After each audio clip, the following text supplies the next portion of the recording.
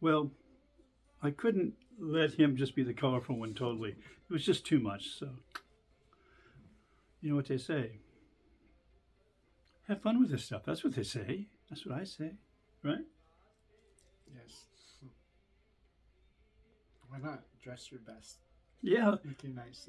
You've got to look important to be impotent. Or that's the other joke, remember? But the point is, if you're going to represent whatever image you relate to, could be, gentleman's GQ, for that matter, do it right. Whatever image you're trying to emulate, do a good job.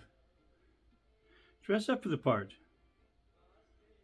Immerse yourself into the part, right? Whatever that is, whatever you decide that you want to have as your archetypical form of consciousness that you think was a good idea. Well, get into it. It could be dancing, I don't know, whatever. Just, that's why we do this, right? We try to perfect that image closer and closer. And for me, it's like if I can get to that point where I can look at myself and look at you and look at everything that's going on here, and that comes to focus, all of a sudden just kind of, and it comes into my body too. And we were just talking about memory, right? We were trying to remember what we were talking about. Where is memory stored? It would have to be a biological, neurological thing, right? It's not stored in some kind of cloud other than the cloud itself, and those images are projected out. So that's the way of memory storage, which is effective. But what can you? What do I remember out of my life? What are the peak moments? Then I can visualize them. I can see them kind of out of the corner of my mind, and I'm in it. But how do I bring that into focus? How do I remember the chemical nature of my biological to that response to that moment? Can I remember it that deeply? A smell is all that ties into this memory, right? If you're going to remember something, otherwise it's on a spectrum. Well, yeah, I remember I put a note somewhere in a notepad in my brain. Oh, something happened there. Oh yeah, that happened. Oh, associate this little bit of memory storage with that, the conscious memory storage. If I take the time even to have access to that. Just what is memory? And what is anything, right? And how would you separate what you remember from what you're imagining or hallucinating? So there's the question, isn't it? That's the trick question right here. Where is that point that reality comes into focus of yourself? And once you have that singularity point in yourself, then you can start to judge that accurately. You know what I mean? And you do. That's how you find that point of a shared consciousness. To a certain extent, the mind always does that, though. It's always can come up with its own reality, something that's not based off anything. It makes something up that's false, but you believe it to be real. Very real, simple thing, like the green rake or something. It was red. No, I understand what you're saying, and that's where we find ourselves in now. And with AI, of course, it's going to become much more complicated. So it's the only story we have, guys. So how are you gonna know a past life memory or even a childhood memory doesn't matter or something? Doesn't matter. How you're not... Doesn't matter. That's where you put that. There's things in the universe matter and doesn't matter, and that doesn't matter. Okay. Well, what kind of memories No, it's not. The only memory that's important is to remember to ask the question is who is trying to remember.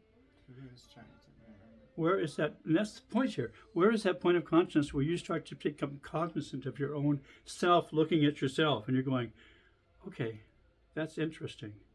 How can I formulate pathways now into this self looking at the self?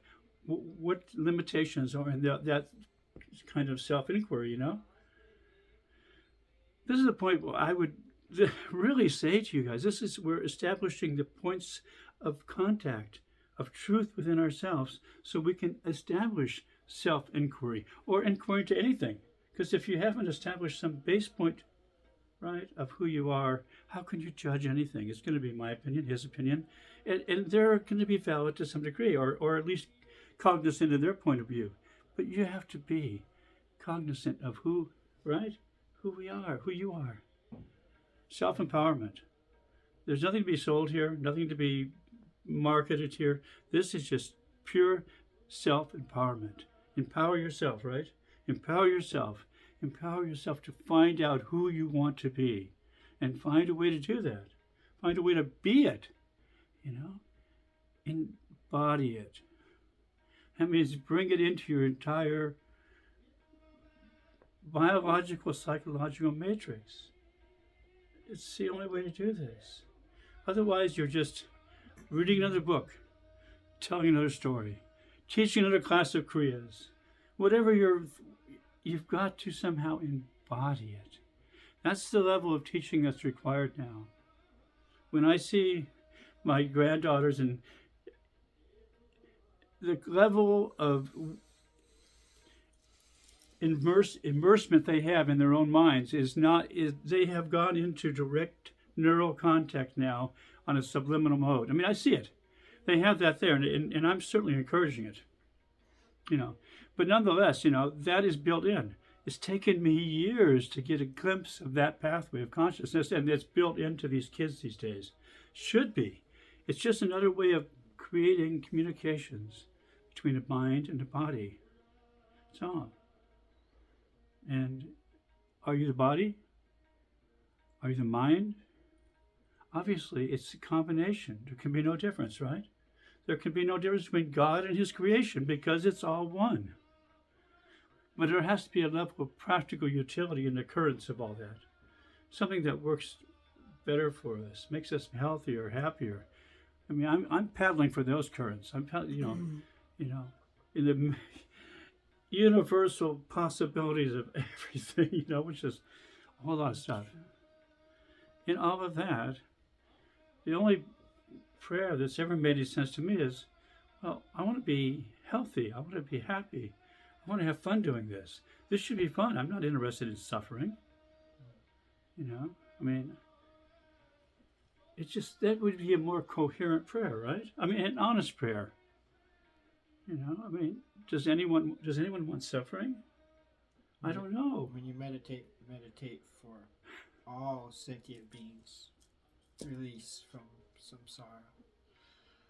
Yeah, but then you have to say, well, how is that? What does that look like? Is that a rapture?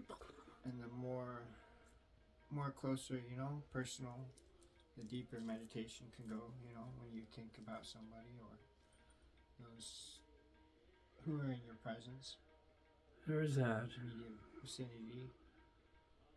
I should want to say. Few. I want to just say, because I'm thinking of it, in Kirtan Kaur, who I've known for forever, since we started the ashram in San Rafael. So it's been 55 years, I'm sure, maybe longer even. And she just passed. And what an exemplary life she brought to bear. She studied the most subtle forms of kirtan, put herself totally into it. So I wanted to. I was with her there, with her family there, just for the last, few hours of this, and there's a beautiful bliss that permeated everything. I mean, sorrow, well, yeah, of course. But I tell you, this was beautiful. There was a happiness and singing and joy. So anyway, I wanted to share that with you. I was touched by it deeply. And I'll keep anyone posted on. There's going to be some kind of a celebration in one of the Gurdwaras here in Northern California. I think it's San Jose, but I'll keep you posted. All right, that just came to focus, so we'll stop there and we'll carry on with remembering what we're trying to talk about here.